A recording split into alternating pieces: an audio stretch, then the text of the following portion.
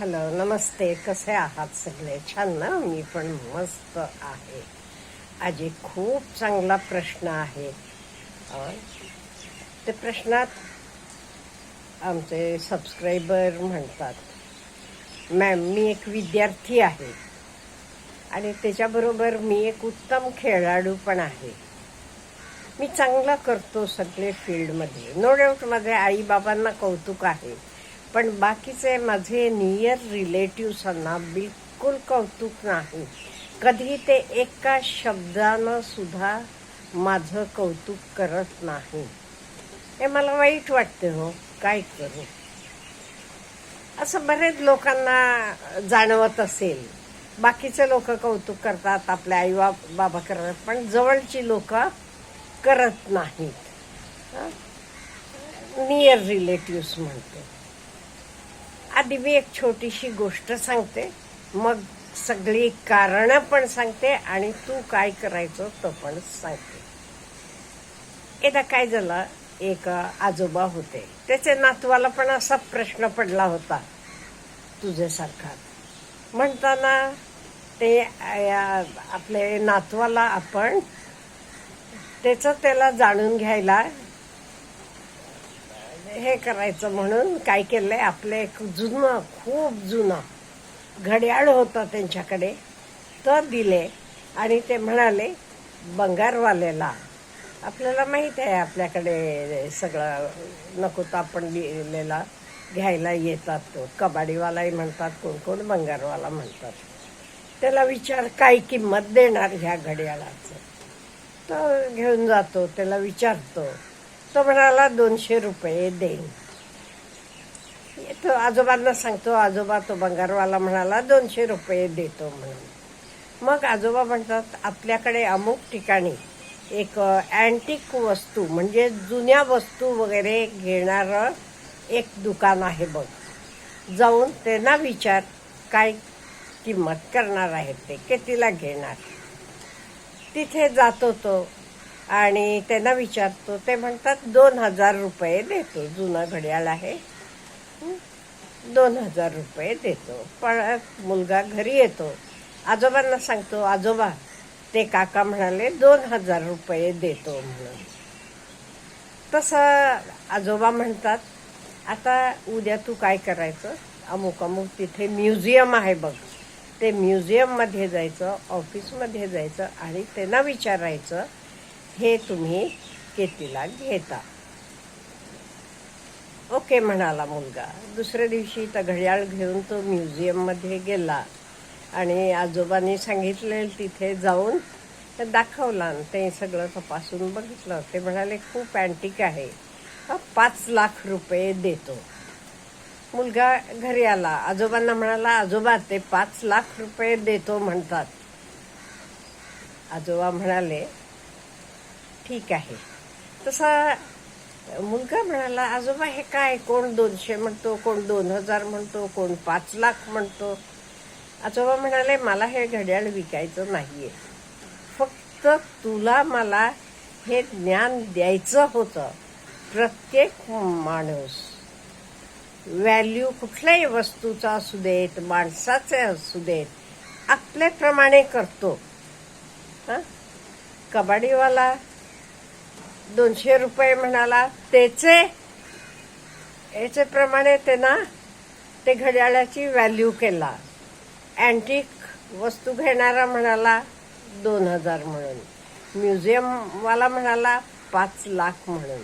म्हणजे तुमचं कोणी व्हॅल्यू करत नसलं तरी, अहो त्यांना स्वतःच समजत नाही काय, त्यांना स्वतः तेवढी क्षमता नाहीये हे समजून घेणं, म्हणून ते तुमचं रेस्पेक्ट करत नाही म्हणा, मान देत नाही म्हणा, किंवा तुमचं कौतुक करत नाहीत म्हणा. हे तुमची काहीही चूक नाही. तुमची काहीही चूक नाही. कळलं? तर त्यांचे माइंडसेट प्रमाणे. बंगारवाला म्हणाला 200 रुपये, अँटिकचे दुकानवाला म्हणाला 2000 आणि म्युझियम वाला म्हणाला 5 लाख. घड्याळ एकच होतं का नाही? घड्याळ सेम होतं, त्याचं व्हॅल्यू वेगवेगळ्या, म्हणजे जे माणसाला त्या गोष्टींची माहिती आहे तो त्याचं कौतुक करणार, तसं व्हॅल्यू देणार. फॉर एक्झाम्पल, एका माकडासमोर तुम्ही 1,00,000 रुपयाचं बंडल ठेवा आणि एक केळेचं घड ठेवा. माकड काय उचलेल? केळेचं घड उचलेल.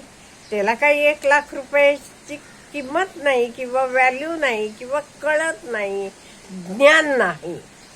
त्यामुळे लक्षात ठेवायचं बाळा, लोक काय म्हणतात त्याच्यावर अवलंबून आपलं काहीही नाही. आपण मात्र स्वतःकडे लक्ष द्यायचं, स्वतःची व्हॅल्यू वाढवत जायचं, अभ्यास चांगला करत जा, खेळातही तुझं स्किल वाढवत जा.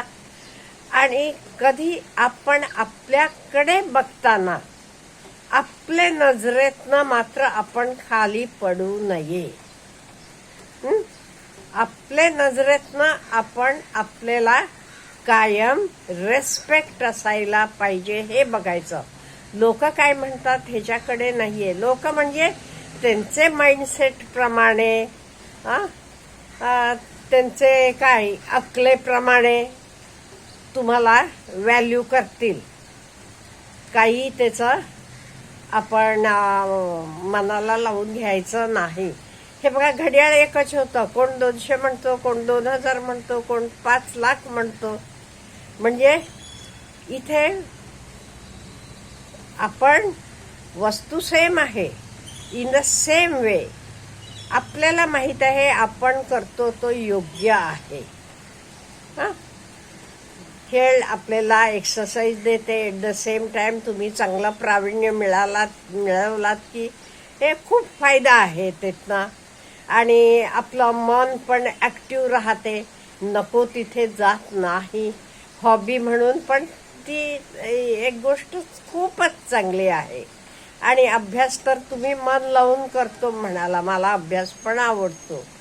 इन द सेम वे मी म्हटलं ना, किरण बेदी पण त्यांचे पुस्तकात आयडेट, त्यांची आत्मकथा आहे ती, ते त्यात म्हणतात, मी एकटे ग्राउंडवर असायचे, नाही ते माझे रूम मध्ये अभ्यास करत बसायचे. बघा कुठून कुठे पोचल्या त्या. त्यामुळे तुम्ही जे काही तुमचं वेळ हे काय करायचं, स्पेंड करायचं ठरवले तर योग्य आहे, अभ्यास किंवा खेळ. त्यामुळे जे आपण करतो तर योग्य आहे. आता लोक कौतुक करू देत ना करू देत, इट डिपेंड्स ऑन देम.